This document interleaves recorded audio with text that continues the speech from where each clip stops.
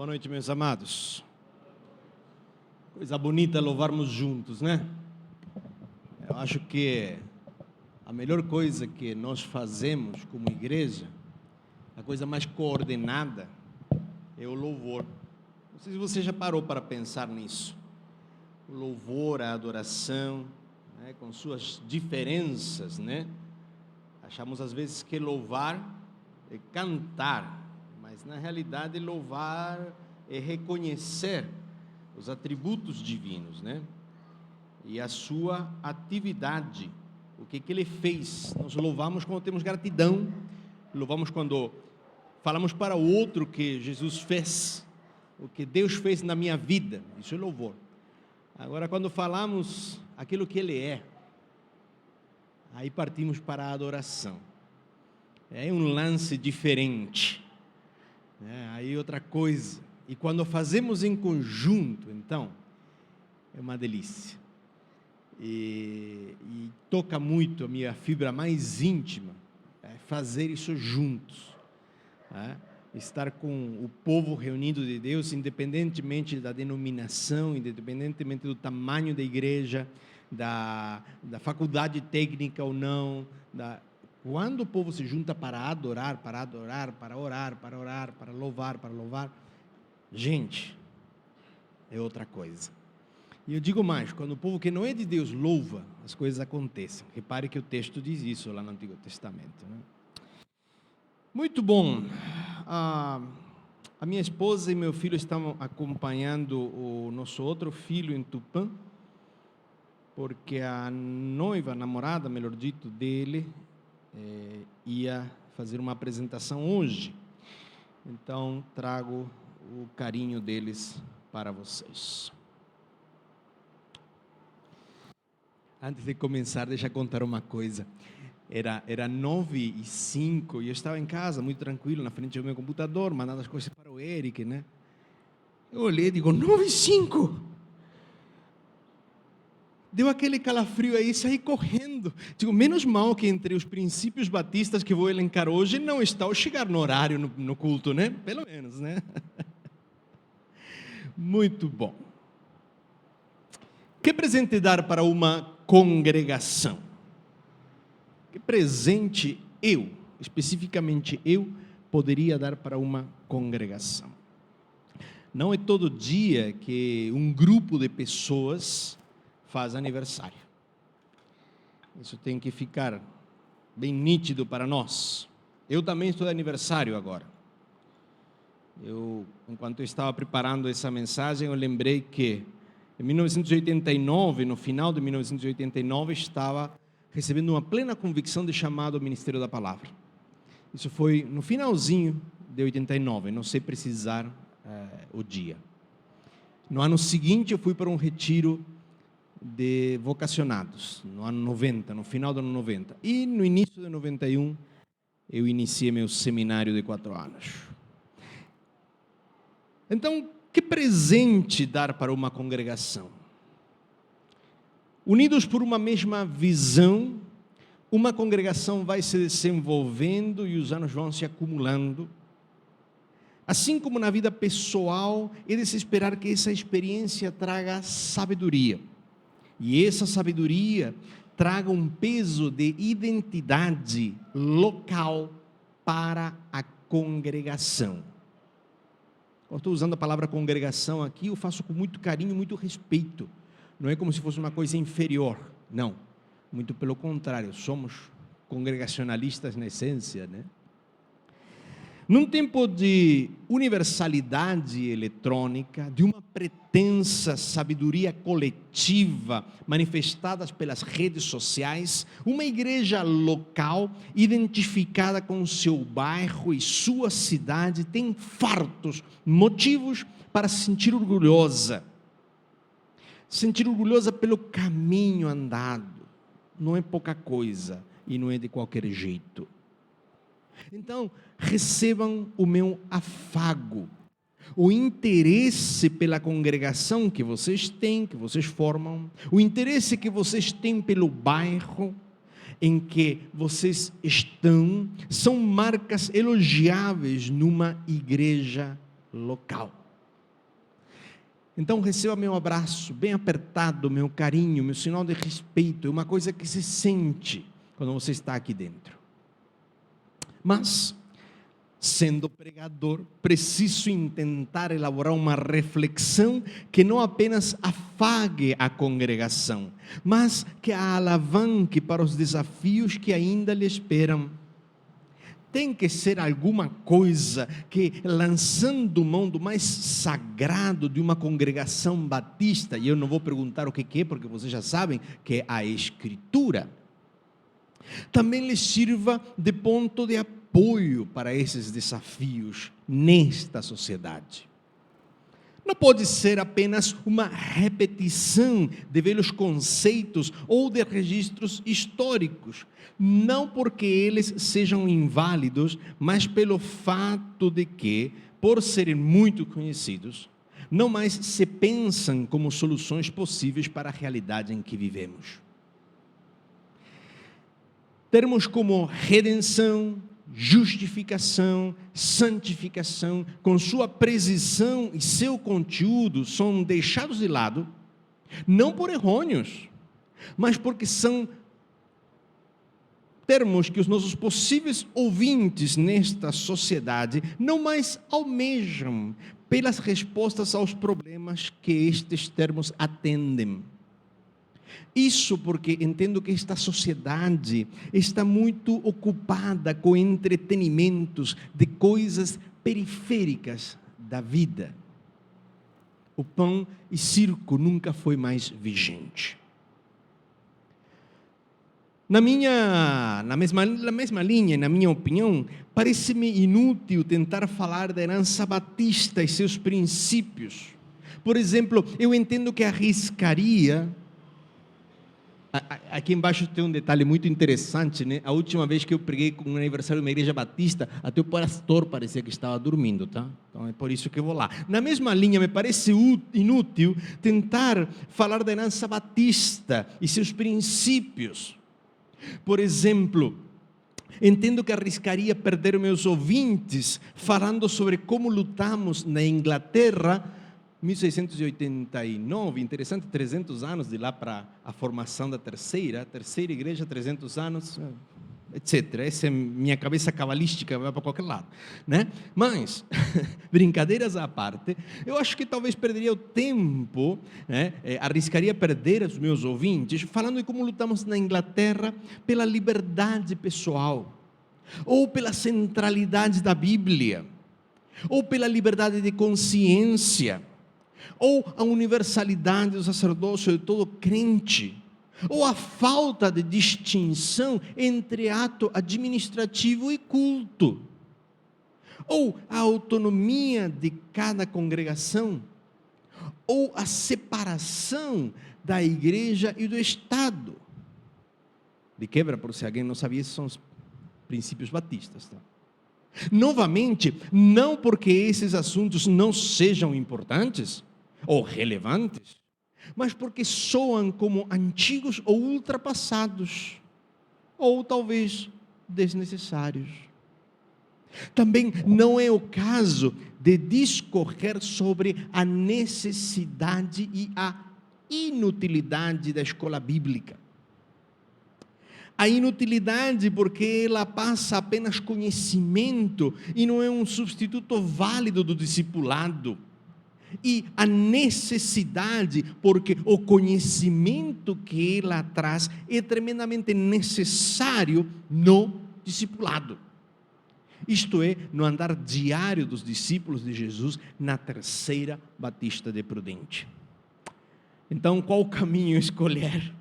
Como preparar uma pregação para uma congregação madura, que segue adiante, que se cuida, que tem identidade com o seu Senhor e com o seu bairro? Que devo dizer para um grupo de pessoas que atenta para uma busca pelo seu Senhor? Convido os irmãos a olharmos um pouquinho para Lucas 10, 26.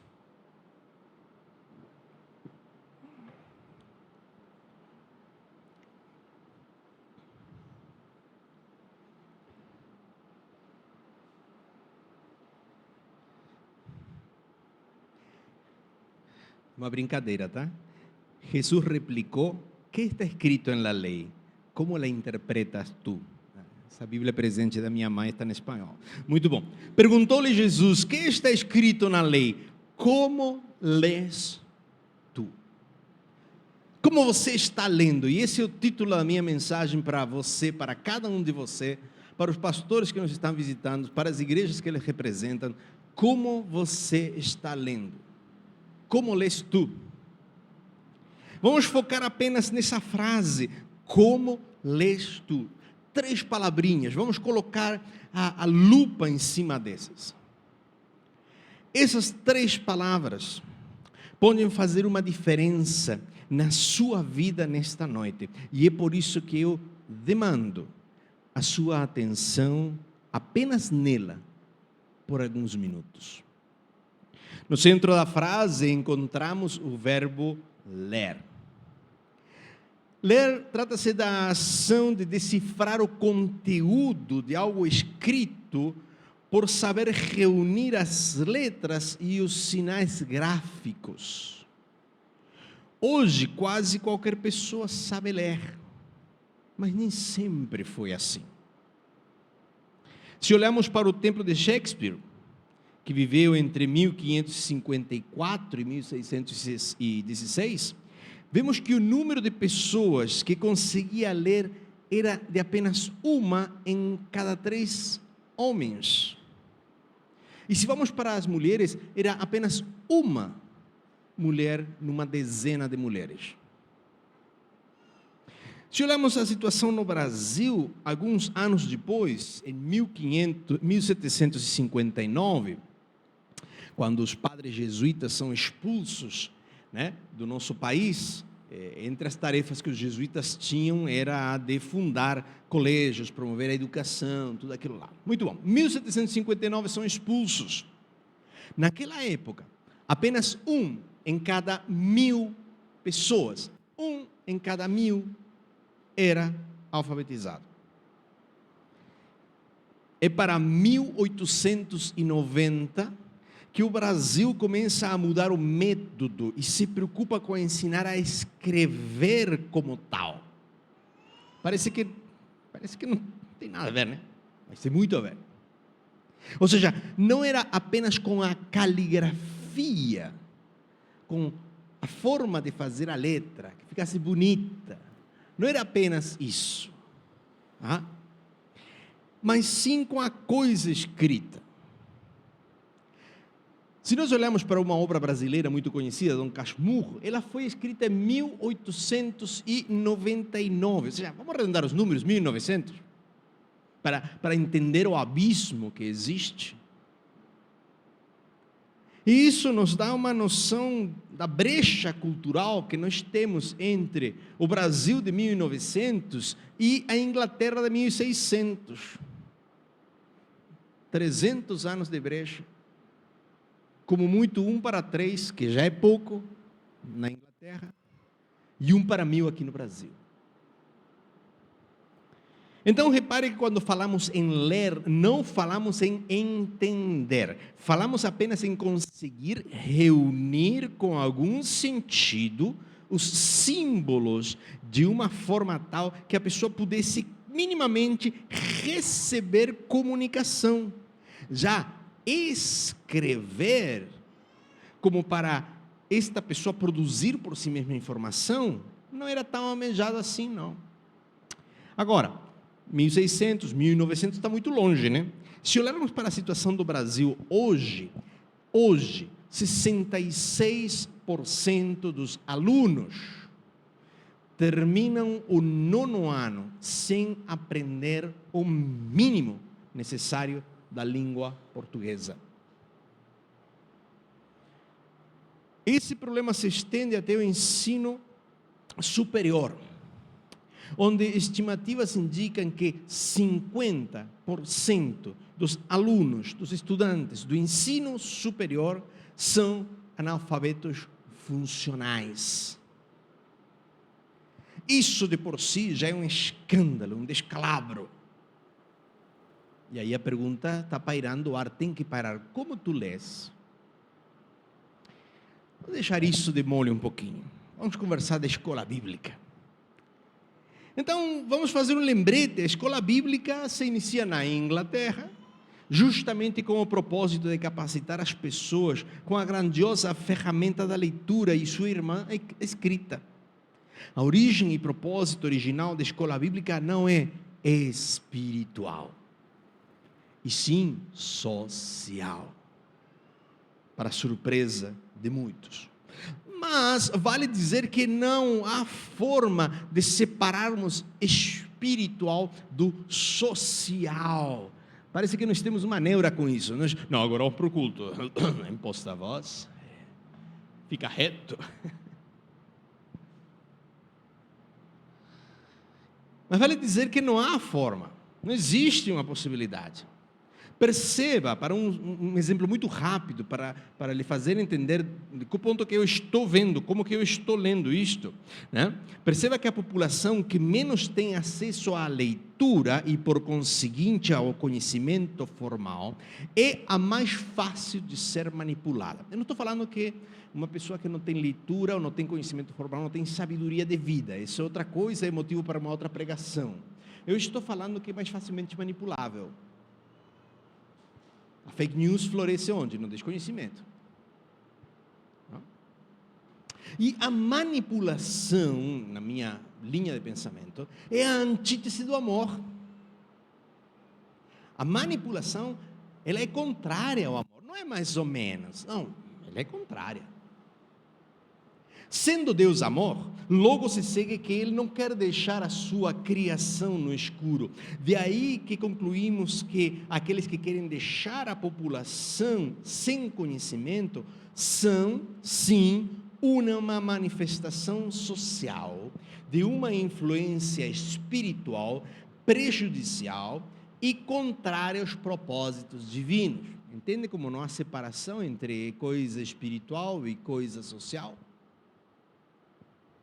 Trazendo então para a atualidade, para a nossa realidade, tirando a ideia da escola bíblica lá, né, da Inglaterra, né, 1600 e tanto, trazendo para cá,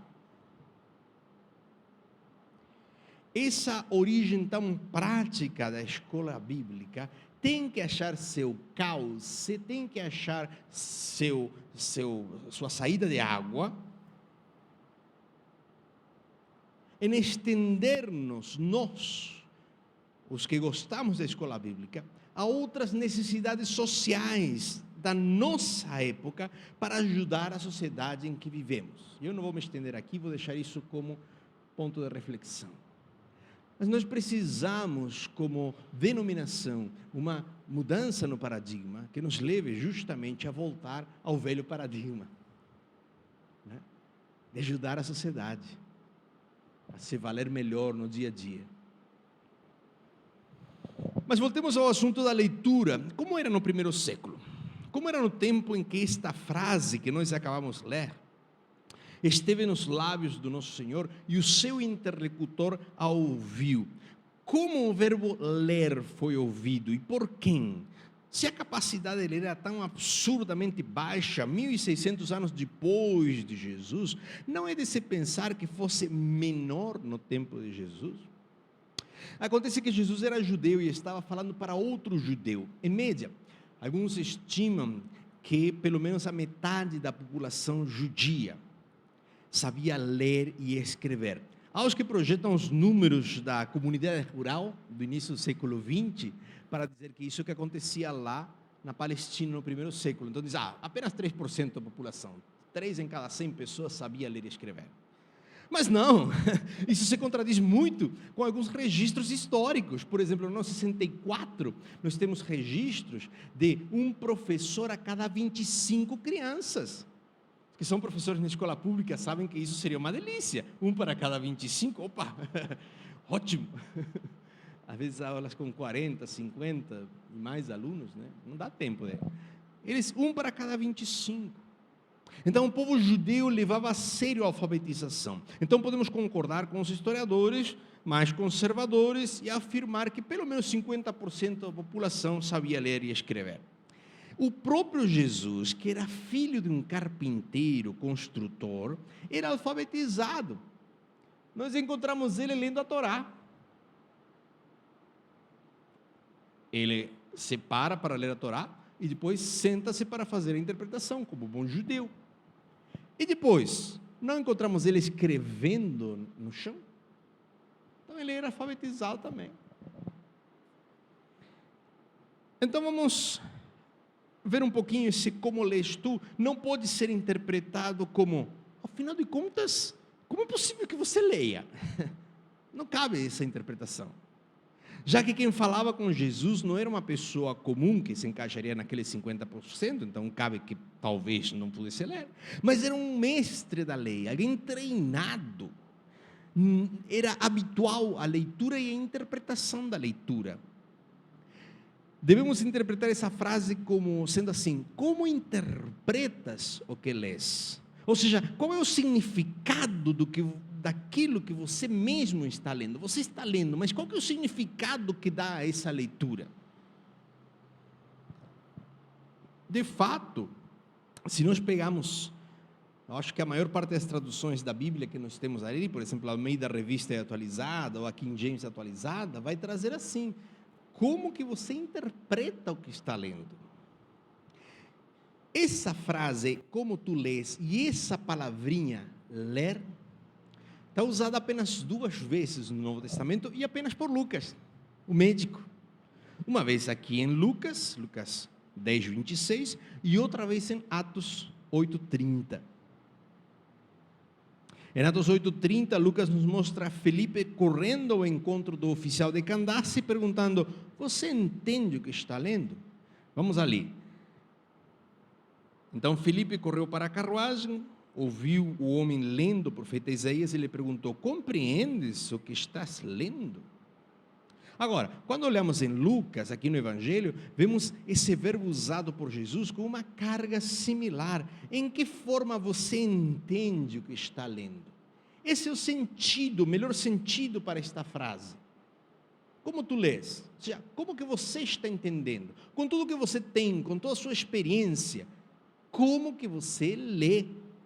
Não se trata apenas de juntar as letras para formar uma palavra e as palavras para formar uma frase e lhe dar um pequeno sentido. Não.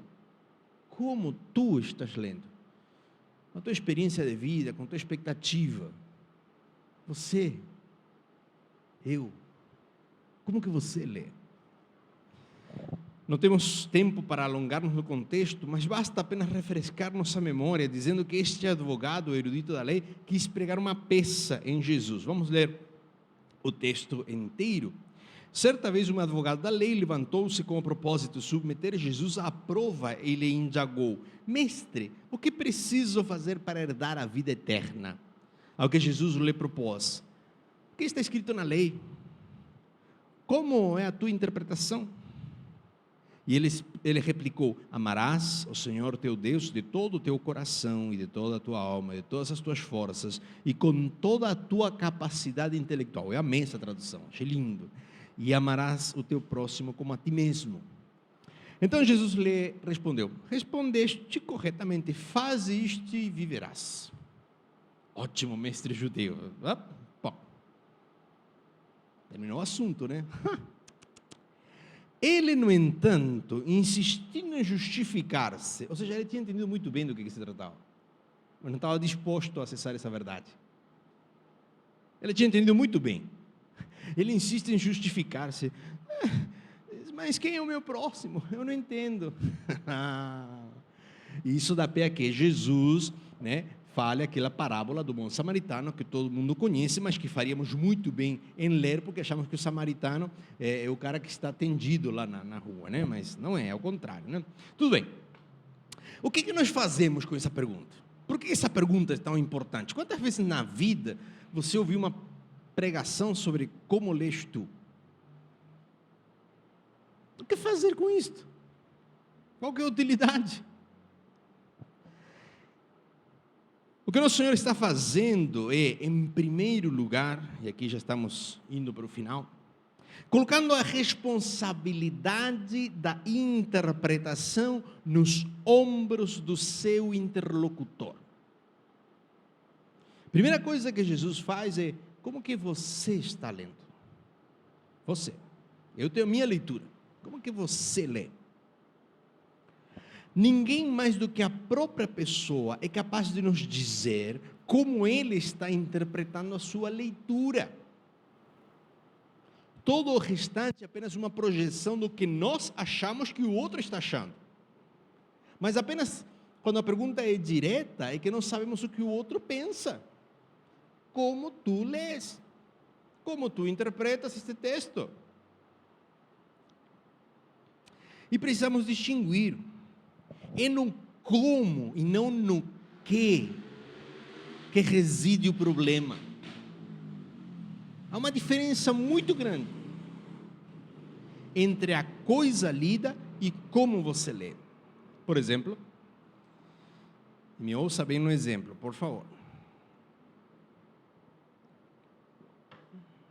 Alguém poderia ler o livro Mein Kampf, né? Minha Luta, de Adolf Hitler, e nunca na vida coincidir com ele em que a raiz de todos os males da humanidade seriam os judeus.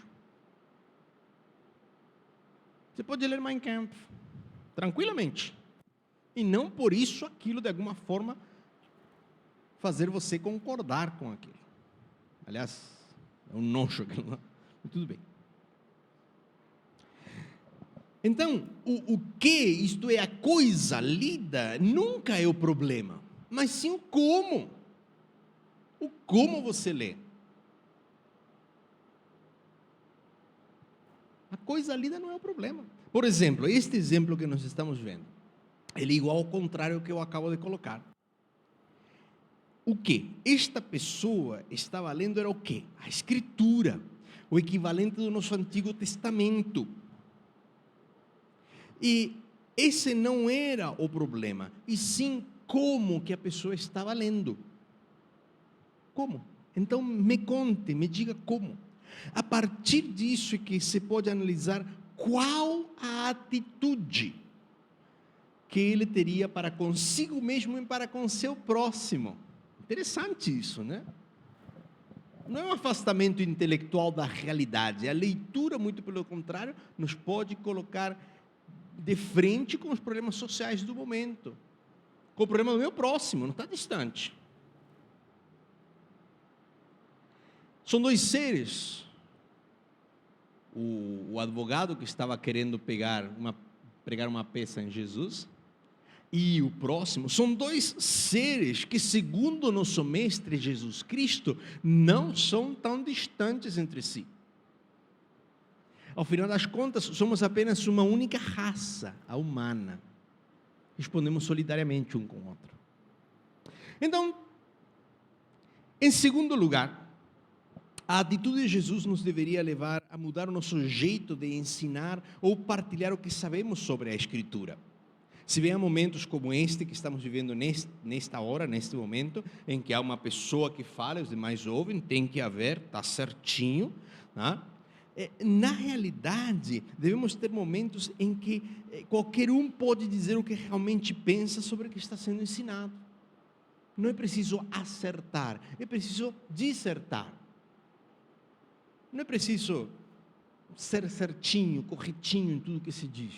Não, é preciso dizer no que estão pensando e por quê.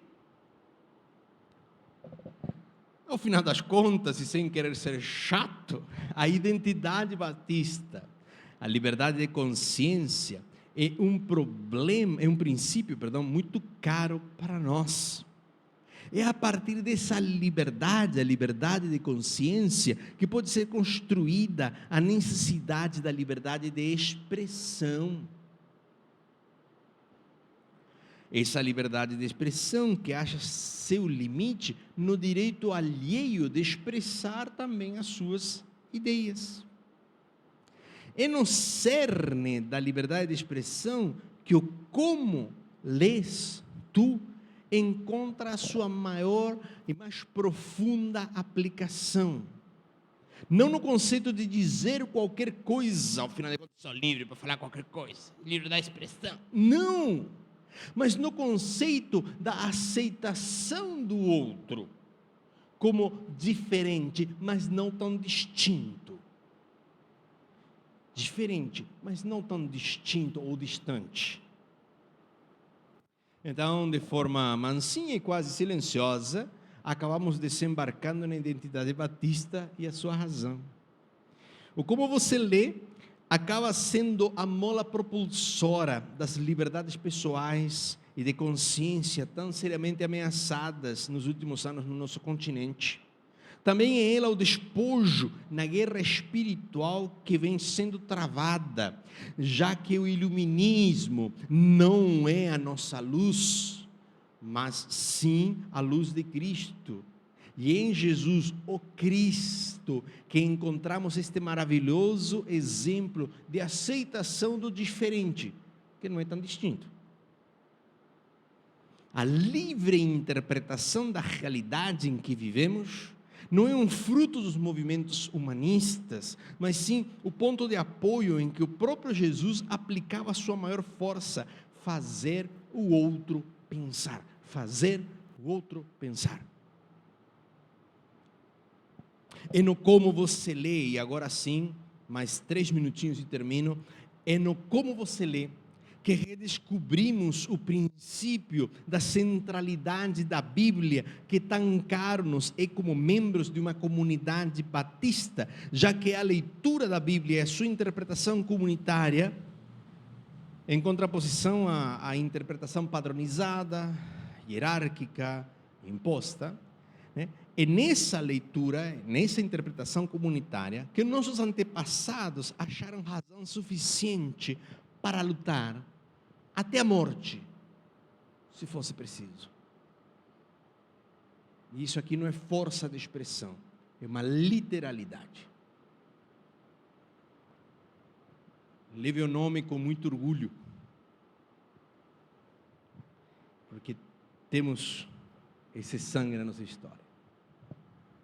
E não como você lê que se revigora o princípio da autonomia congregacional, já que lemos juntos, interpretamos juntos e comungamos juntos dessa mistura interpretativa e em paz. Olha que modelo bonito para a sociedade em que vivemos. Quanta falta faz isso? Quanta falta faz? É não como você lê que reunificamos o secular com o sagrado e o administrativo com o cultual. Não pode haver tal distinção. Isso aqui é do Senhor. Isso aqui é do patrão. Isso aqui é a minha família. Isso aqui é da igreja. Não pode. Sou eu quem lê. Sou eu quem interpreta. E a esse eu não lhe convém divisões. Sou apenas uma pessoa na minha intimidade, na minha vida cultual e na minha vida pública. E aquilo que quero para mim, ou quero para meu próximo, isto é, para meu irmão de raça. Porque querer só para os que estão aqui dentro é muito fácil. É não como você lê que se encontra a chave para a separação entre a igreja e o Estado. Pois o Estado, que tem seus deveres para com todos os cidadãos, independentes das suas crenças, não tem direito nenhum de interferir na minha crença particular. E por eu não querer isso para mim, também não quero para mais ninguém dos meus irmãos de raça.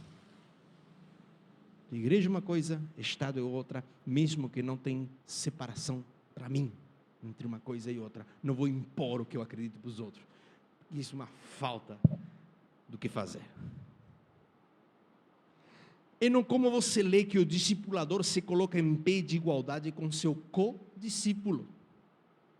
E podem juntos trilhar o caminho da descoberta da vida cristã, porque não se trata de uma imposição de um ser superior, e sim de uma caminhada e uma descoberta feita em conjunto. Se faz caminho ao andar, juntos. E finalmente, é no como você lê que encontramos a fórmula básica para a escola bíblica ou qualquer outro esquema de estudo da Bíblia. Em que ponto está o outro? E isso é uma dificuldade tremenda para mim, tá? Não vai achar que eu toco isso, né, de coisa salteada, é muito difícil.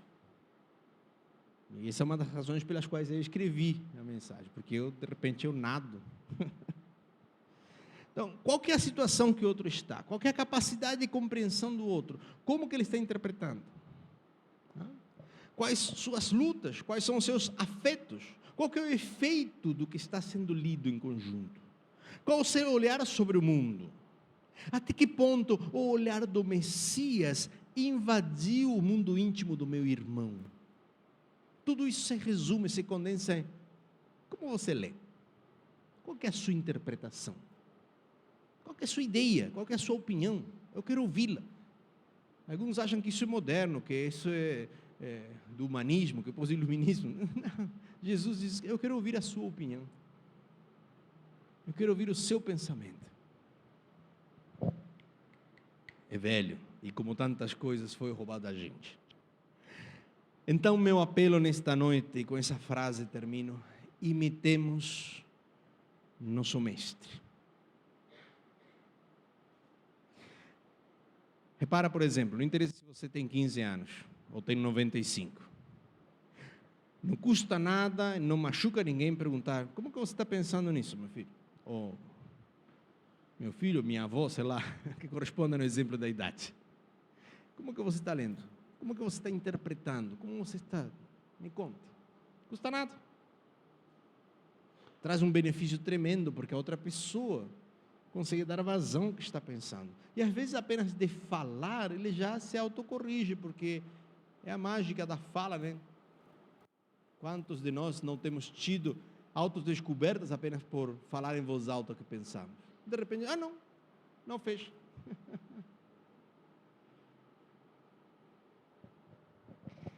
Então, meu apelo é esse: imitemos nosso mestre, perguntemos ao outro como interpreta a Escritura. Terminamos então novamente, agora com toda essa bagagem, lendo novamente Lucas 10, 26, Jesus replicou: como está escrito na lei, como a interpretas? Que Deus possa estar abençoando cada um de nós, possamos aceitar o desafio. Oremos. Obrigado, Senhor,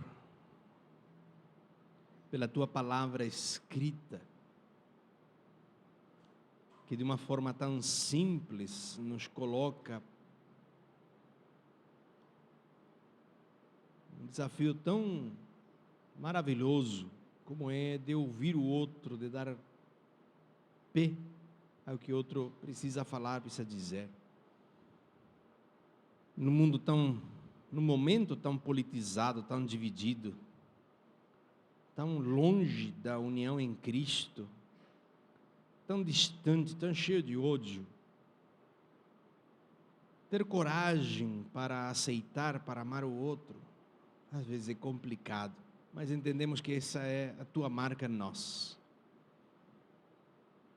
Concede-nos a graça, Deus, de poder fazer isso no cotidiano, de poder ouvir o outro, de ser assim de bênção, porque apenas na reflexão que o outro pode realmente crescer, realmente se tornar diferente, mais parecido contigo, Pai.